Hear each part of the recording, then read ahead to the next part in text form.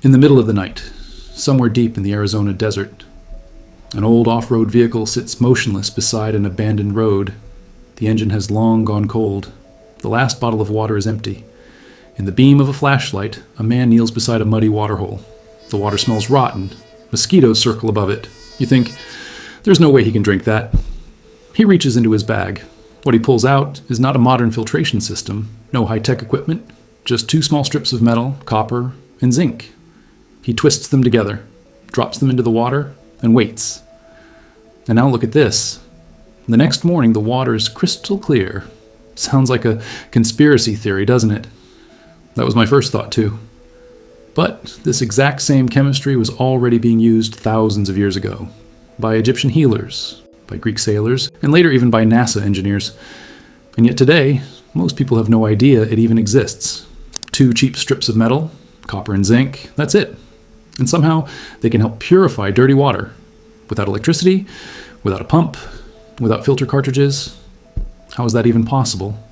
Stay with me, because in this video I'm going to show you how 2 metals together can actually purify water, why this technique has reappeared throughout history for thousands of years, why modern filtration systems are often designed to feel intentionally complicated, and how you can build your own multi-stage water filtration system for almost no money. And most importantly, this is not some random internet trick. I mean that seriously, because when it comes to drinking water, mistakes can become a matter of life and death. And that's exactly why today we're going all the way down to the actual chemistry behind it. Imagine an injured soldier beside the Nile. 4,000 years ago, an Egyptian healer fills river water into a copper vessel. Not wood, not clay, copper. Overnight, the water changes. It smells fresher, it stays drinkable longer, and wounds cleaned with it become infected less often. The Egyptians knew nothing about bacteria, nothing about electrons. They had no understanding of molecular chemistry, but they observed patterns. And later, the Greeks noticed the exact same thing. They discovered that water stored in wooden barrels spoiled quickly at sea, but water stored in copper containers stayed drinkable far longer. The Romans took it even further. They used copper pipes and aqueduct systems. And their soldiers transported drinking water in metal vessels. And now the story becomes really interesting. On the other side of the world, the Aztecs independently discovered the exact same principle, without ever knowing about the Romans. Different continents, different cultures, and still the same conclusion: copper changes water. But why? Now we get to the actual science. When copper and zinc sit together in water, they create something called a galvanic cell, essentially a tiny battery. Zinc releases electrons. Copper accepts them, and between the two, a small electrical current begins to flow. Invisible, but extremely powerful. And that current chemically changes the water itself. Chlorine gets neutralized, heavy metals bond to the metals, and bacteria lose their ability to survive because their metabolic processes become disrupted, not because of magic, but because of electrochemistry. And think about this for a second. The battery inside your smartphone works on the exact same fundamental principle. The only difference is that, in our case, the result is clean water. But if this technology actually works, why does almost nobody know about it today? You can probably already guess the answer. There's not much recurring profit in 2 simple metals, but there's a lot of recurring profit in modern filtration systems. Cartridges, activated carbon blocks, membrane filters, UV systems, all of them require constant replacement. Then come maintenance contracts, subscription models. The global water filtration industry generates billions of dollars every year because most modern systems are built around recurring costs. And now here's the interesting part. Did you know that copper zinc technology still exists inside many commercial filters today? But usually only as a small supplementary component, not as the primary system. Because a filter that keeps working for months without constant replacement is simply not very profitable.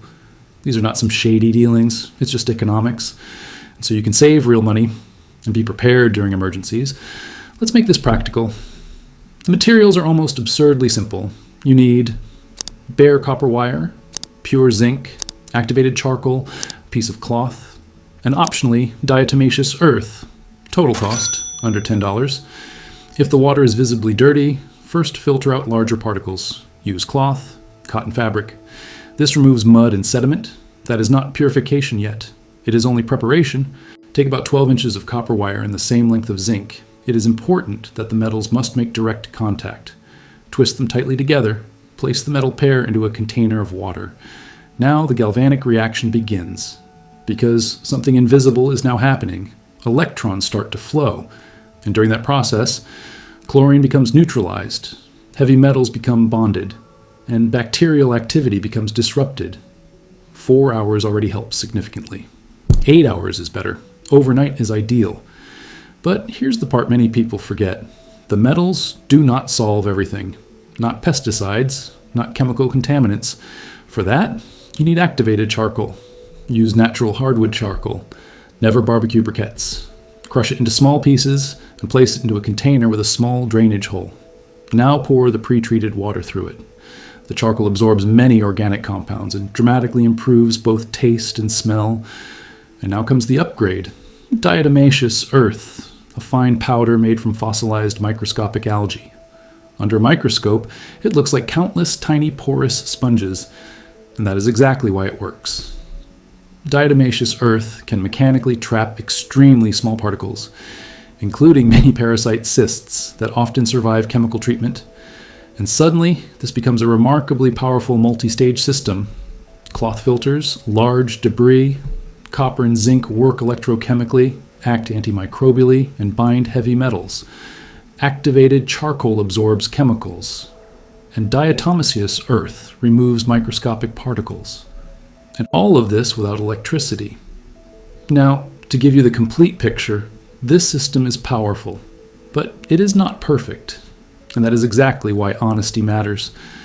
Copper and zinc work extremely well against many bacteria, chlorine, and certain heavy metals, but not against everything. Heavily chemically contaminated water remains dangerous, and some parasites still require additional filtration or boiling. The materials themselves also need maintenance. The metal strips must be cleaned regularly. Activated charcoal must eventually be replaced. Diatomaceous earth must be stored dry. And most importantly, always use pure zinc and bare copper. No coated metals, no unknown alloys, because drinking water is not an experiment. And maybe that is the real lesson behind all of this. Many old technologies did not disappear because they stopped working. They disappeared because supposedly modern systems became more dominant, more complex systems, more convenient systems, and above all, more profitable systems. People in the past observed their environment more carefully. They understood how water behaves, how metals react, and how to survive using simple tools. And maybe that is exactly what modern systems forgot. Not every solution needs to be complicated. Not every technology needs screens, updates, or replacement parts. Some of the most reliable tools were created long before power grids or industrial corporations existed. They do not work because of marketing. They work because of natural laws. Copper reacts. Zinc releases electrons. Water follows physics. And sometimes that alone is already enough.